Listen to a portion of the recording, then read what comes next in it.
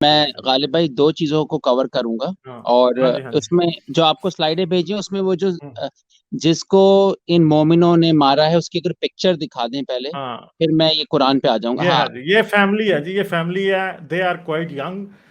This man was hardly 40 years old. اس کا بچہ تھا کوئی 12-13 سال کا، بڑا. 3 بچوں کی تصویریں میں نے دیکھی ہیں. یہ جو this woman is young right now, 40 کی ہوں گے، یہ دونوں 40 میں ہی ہیں. اور دیکھ لیں اب اس کے بچے یتیم ہو گئے ہیں. بیوی بھی اس کی سیالکوٹ میں ہی تھی بچوں کے ساتھ. ٹھیک ہے، ایسا نہیں تھا کہ اس کی بیوی سری لنکا میں تھی، وہیں رہ رہا تھا 8 سال سے یہ بندہ. اور یہ ہوا ہے. ٹھیک ہے، چلیں. ہاں جی. جی، یہ جو واقعہ ہوا ہے نا، اس پہ میں جان کی کچھ ایسا لگ رہا ہے شعر اسی وقت کے لیے اس جان نے کہے ہوں گے، وہ میں پڑھتا ہوں. اور یہ تصویر میں چاہتا تھا لوگ دیکھ کے ان اشعار کو نا محسوس کریں. 2-3 چیزیں امپورٹنٹ ہیں کہ یہ جو ان کے ساتھ ہوا ہے، ہمارے بھائی دوست کے ساتھ، انسانیت ہونے کے ناطے، آئی ڈونٹ کیئر کیا کنٹری تھا اور کیا ریلیجن تھا، لال خون اس کا بھی تھا، ہمارا بھی تھا، ہم سب ایک ہی اسپیشیز، ایک ہی انسان ہے. تو ہم ہر ایکس مسلم کے ساتھ یہ ہو سکتا ہے. ہم باہر رہ کے بات کرتے ہیں مگر یہ ہر نان مسلم کے ساتھ sir, not only ex Muslim. Ex Muslim ذرا زیادہ خطرے پہ ہیں، مگر نان مسلم پاکستان میں ہر نان مسلم کے ساتھ یہ ہو سکتا ہے. مسلم کے ساتھ بھی بالکل. ہو سکتا ہے، مگر نان مسلم ذرا تھوڑے زیادہ رسک پہ ہیں. ہاں، اور اس میں یہ دیکھیں کہ یہ میسج ہے ان ٹک ٹاکرز، یوٹیوب والوں کے خلاف جو ہمارے چینلز یا ہمارے خلاف ویڈیوز بناتے ہیں، چاہے وہ ٹک ٹاکر ہو. جیسے ابھی ملا منافق گیا، تم سب پہ لعنت ہو، تم لوگ جانور سے بھی بدتر ہو. ایک آدمی کی ہڈیاں توڑی ہوں گی، تم نے اس کے سر پہ چوٹیں ماری ہوں گی. یہ محمد کے ماننے والوں کے لیے جو ٹک ٹاکرز ہیں، خاص طور پہ اگر تم لوگ سن رہے ہو، تمہیں بہت اچھی طرح ہم جانتے ہیں تمہاری اوقات. یہ بتاؤ کہ یہ واقعہ تمہارے ساتھ بھی ہو سکتا تھا. اور آج اگر ہمیں چہرے چھپانے پڑتے ہیں تو چہرے چھپائیں، سوچ نہیں چھپا سکتے تم.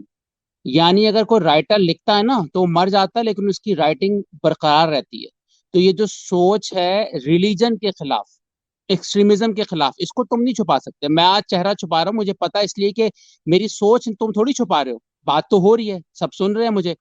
تو اس پہ یہ جو یوٹیوبرز اور ٹک ٹاکر، تم پہ لعنت ہے. اس بندے کے ساتھ کیا ہوا، اور اس بندے کو تم نے صرف مارا نہیں ہے بلکہ جو پاکستان کی معاشیات تباہ ہوگی، اور زیادہ قرضوں میں پاکستان جائے گا. اور تمہاری اوقات وہ ہوگی مومنوں، جو ہر مسلمان نہیں، جو پیسفل اس کو چھوڑ دو، جو اس قرآن پہ عمل کرتا ہے، اس کتاب پر، کہ تمہاری وہ حالت ہوگی جب تم لوگ جھوٹ پھیلایا ہوا نا کہ حضرت محمد پیٹ میں پتھر باندھتے تھے، تو تمہاری حالت وہی ہوگی. مسئلہ یہ ہوتا غالب بھائی، اب میں یہ دوبارہ تصویر دیکھا، میں اشعار پڑھ دوں، شاید اپنے ہٹا دی. غالب بھائی یہ جو اشعار ہے نا، یہ سنیے گا اور اس کو فیل کریں کہ یہ جو ٹک ٹاکرز ہیں نا، دوبارہ بول رہا ہوں یار، اب اس کی بیوی زندگی بھر روئے گی اپنے تمہاری بھی بیویاں ہوں گی، تمہاری بھی بہنیں ہوں گی. یہ جو بندہ مرا ہے نا، یہ تو چلا گیا، لیکن اس کا بچہ زندگی بھر گالیاں دے گا تم مومنوں کو، گالیاں دے گا اور صحیح پاکستان. دے گا، صحیح دے گا. وہ اسلام کو اور اللہ کو گالی دے، قرآن کو جلائے نا، وہ اس کا بیٹا اور قرآن کو جلا دے کل کو، کس منہ سے اس کو منع کرو گے؟ کیسے بتاؤ گے اس کو کہ اسلام پیسفل ریلیجن ہے، قرآن نہ جلاؤ، ہمارے نبی کی توہین نہ کرو؟ کیسے کرو گے؟ وہ تو جلائے گا تو وہ ٹھیک کرے گا نا. ہاں دیکھیں، یہ اب اشعار کچھ میں بولتا ہوں کہ شہر کا کیا حال ہے پوچھو خبر، آسمان کیوں لال ہے پوچھو خبر. پوری وزیر آباد کی جو اسٹریٹ تھی وہ اس وقت لال ہوئی ہوئی تھی، جو نظر ہاں نہیں آتی ہاں مومنوں ہاں کو. شہر کا کیا ہاں حال ہے پوچھو خبر، آسمان کیوں لال ہے پوچھو خبر. اب کے سینہ اس بدن افگار کا، کس بدن کی ڈھال ہے پوچھو خبر. اس بیچارے بدن کی ڈھال بنی تھی ان ظالموں کے آگے، کتوں کے آگے اس کی بدن کی ڈھال تھی. کیوں ہے آخر اس گلی میں ازدحام، دوبارہ وزیر آباد میں ہوا ہے، وزیر کی جو اسٹریٹ تھی جہاں انڈسٹریز ہیں، جہاں پر کیوں ہے آخر اس گلی میں ازدحام، کون پر احوال ہے پوچھو خبر.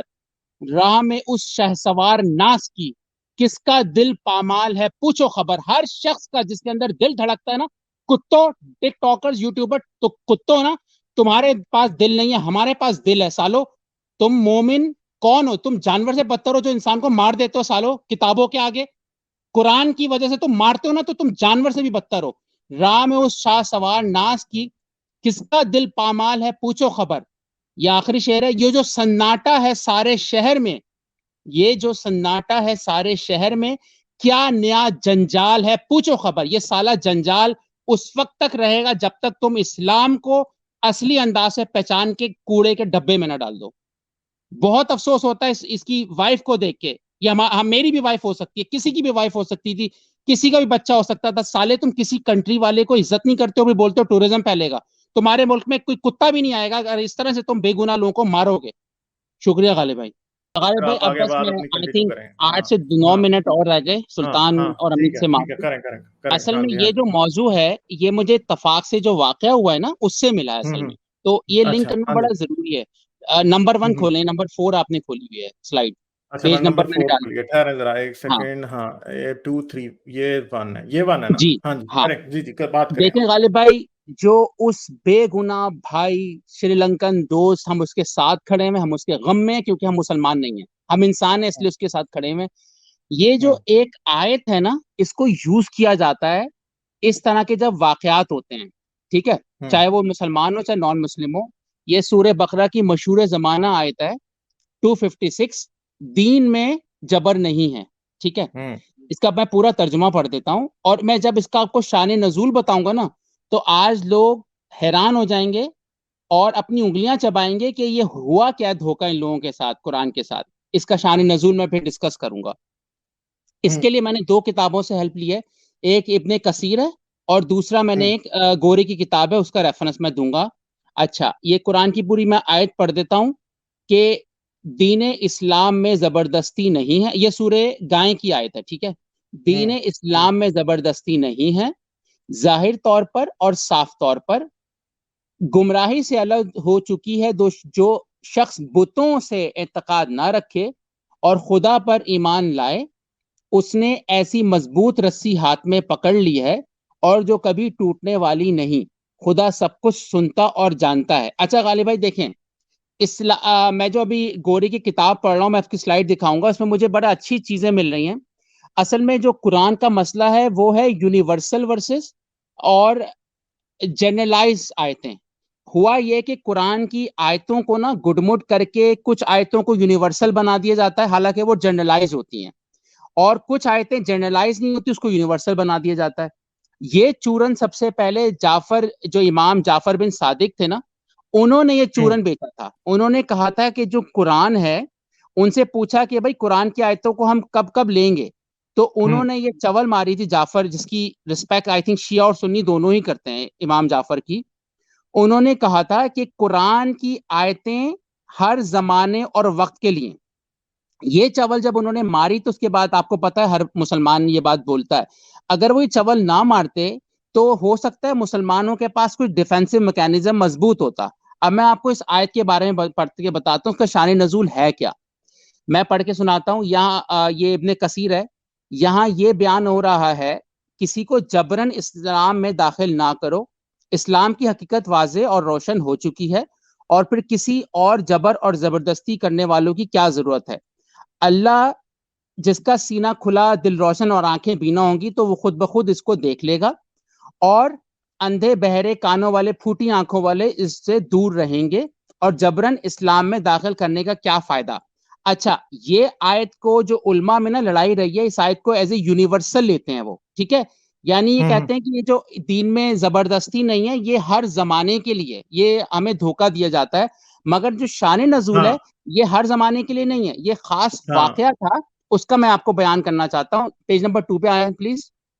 آگے ہوں گے 2 آیا ہوا ہے ہاں, سامنے. اب دیکھیں کریں بات ابن آپ. کثیر پڑھ رہا ہوں تو میں ریپیٹ کر رہا ہوں, جو نئے لوگ آئے ہیں, کہ دین میں جبر نہیں ہے, یہ یونیورسل میسج نہیں ہے قرآن کا, یہ ایک واقعے کی بنیاد پر ہے, ورنہ دین میں جبر ہے, یعنی دین میں زبردستی سب کچھ کیا گیا ہے. اس کا میں اچھا اب میں پڑھ کے سناتا ہوں. اس آیت کا شان نزول یہ ہے دین میں جبر والی کا, کہ مدینے کی مشرکہ عورتیں جب انہیں اولاد نہ ہوتی تھی تو نظر مانتی تھی کہ اگر ہمارے ہاں اولاد ہوئی تو ہم اسے یہودی بنا دیں گے, یہودیوں کے سپرد کر دیں گے. یعنی جو کافر عورتیں تھیں وہ کہتی تھیں ہمارے بچے اگر ہو گئے تو ہم یہودیوں کو دے دیں گے, منت مانگتی تھی. اس طرح ان کے بہت سے بچے یہودیوں کے پاس تھے, یعنی یہودیوں کو بچے وہ دے دیے گئے. جب یہ لوگ مسلمان ہوئے, یعنی مشرک جو لوگ مسلمان ہو گئے اور اللہ کے دین انصار بنے, یہودیوں سے جنگ ہوئی اور ان کی اندرونی سازشوں کو بے نقاب کیا گیا. پھر بنی نذیر کے یہودیوں کو جلا وطن کر دیا گیا. اس وقت انصاریوں نے اپنے بچے جو ان یہودیوں کے پاس تھے ان سے طلب کیے, جو بچے دیے جا چکے تھے منت کے طور پر, تاکہ انہیں دوبارہ سے مسلمان بنا لیں. تب یہ آیت نازل ہوئی, یعنی یہ انسیڈنٹ ہوا ہے کہ بچوں کو کیا ہم مسلمان بنا لیں, تب یہ آیت نازل ہوئی کہ دین میں جبر نہیں ہے. پیج نمبر 3 پہ آئے گا. ہاں جی. اچھا, اور روایت میں یہ بھی بتایا گیا ہے کہ نصرانیوں کا ایک قافلہ ملک شام سے تجارت کے لیے کشمش لے کر آیا, جن کے ہاتھ میں دونوں لڑکے نصرانی ہو گئے تھے. جب وہ قافلہ جانے لگا تو یہ بھی جانے پر تیار ہو گئے, نصرانی یعنی عیسائی. تو ان کے باپ نے حضرت محمد سے یہ ذکر کیا اور کہا اگر آپ اجازت دیں تو کیا میں انہیں اسلام لانے کے لیے کچھ تکلیف دوں اور جبرن مسلمان بنا لوں, ورنہ پھر آپ کو انہیں واپس لانے کے لیے اپنے آدمی بھیجنے پڑیں گے. اس پر یہ آیت نازل ہوئی ہے. پیج نمبر 4 پہ آئے گا, یہ آئی تھنک لاسٹ پیجز کا. اچھا, اس پہ پھر اب ابن کثیر جو ہیں کلیئر کرتے ہیں. یہ جو ابن کثیر کی جو تفسیر ہے, کہتے ہیں اصل میں یہ آیت صرف اس واقعے کے لیے تھی کہ ان بچوں کو تم زبردستی مسلمان نہ بناؤ, یعنی یہ یونیورسل آیت نہیں دین پہ جبر والی. اب اس کے آگے لکھتے ہیں عنقریب جو ترجمہ ہے قرآن کی دوسری آیتوں کا, عنقریب تمہیں اس قوم کی طرف بلایا جائے گا جو بڑی لڑاکا ہے, یعنی آپ دیکھ رہے ہیں جو ہوا ہے سیالکوٹ میں واقعہ, جو لڑاکا ہے تم ان سے لڑو گے, وہ اسلام لائیں گے, اور جگہ ہے اے نبی کافروں اور منافقوں سے جہاد کر اور ان پر سختی کر. تو یہ ابروگیٹ ہو گئی وہ والی بات اگر اس کو اس طرح سے لے لیں. پیج نمبر 5 پہ آئے گا. ہاں, پیج نمبر 5. ہاں مس کوٹنگ محمد. جی, یہ مجھے جو اس کی ساری جوناتھن تفسیر کا, ہاں ساری تفسیر کا آئیڈیا اس کتاب سے ملا. یہ کتاب میں نے آدھی ختم کی ہے. وہ ہے, یہ کتاب لکھی ہے جوناتھن بروز نے.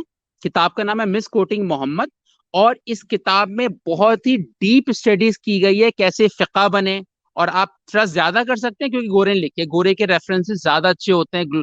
تو اس میں بتایا گیا اس کتاب میں کیسے فقہ بنتے ہیں اور آیتوں کو کیسے یونیورسل سے جنرلائز اور جنرلائز سے یونیورسل کیا جاتا ہے. لاسٹ پیج پہ آ جائیں پلیز,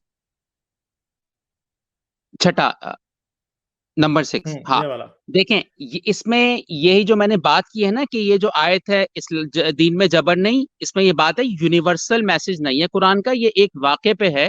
اس پہ لکھتے ہیں کہ سنی legal theorist since the 11th century have tension between the specificity اور generality of Quranic verses. یہ یہی بات کریں, قرآن کی آیتوں میں علماء کرام میں اختلاف رہا ہے کہ کن آیتوں کو آپ یونیورسل لوگے یعنی ہر زمانے کے لیے, اور کن آیتوں کو آپ جنرلائز لوگے. ٹھیک ہے, پھر یہ آگے بتاتے ہیں کہ no compulsion in religion chapter 2 256 was a Quranic command revealed in Medina when a child from one of the Muslim families who had been educated in the town's Jewish schools decided to depart with the Jewish tribe being expelled from Medina. اب میں اس کو مزید نہیں explain کروں گا, یعنی کہ آپ یہ دیکھو پیرلل ہسٹری دیکھی جائے, ابن کثیر بھی وہی بات کر رہا ہے کہ جب جوئش یہاں بچے پل رہے تھے مسلمانوں کے تو ان کو کیا مسلمان بنایا جائے. یہاں پہ یہی بات ہو رہی ہے کہ یہ جو آیت ہے یہ صرف ان بچوں کے لیے تھی جو یہودی پال رہے تھے, اور جب ان کو دھکے دے کے محمد نے نکالا ہے تو کیا ان بچوں کو مسلمان کیا جائے. تو میں کنکلوڈ یہ کرتا ہوں, یہ جو آیت ہے نا دین میں جبر نہیں, یہ ایک واقعے پر ہے, باقی دین میں جبر ہے جو آپ دیکھ چکے ہیں سیالکوٹ کے واقعے میں. تو اس قرآن کو, اس کتاب کو پھاڑ کے پھینکو تاکہ انسانیت آگے تک زندہ رہے اور خوشی کے ساتھ رہے. جی غالب بھائی. ٹھیک ہے, لائک شیئر اور سبسکرائب کرنا مت بھولیں. اس کے ساتھ ساتھ آپ میرے چینل کو پیٹریون پر سپورٹ کر سکتے ہیں. پیٹریون کا لنک ویڈیو کی ڈسکرپشن میں ہے.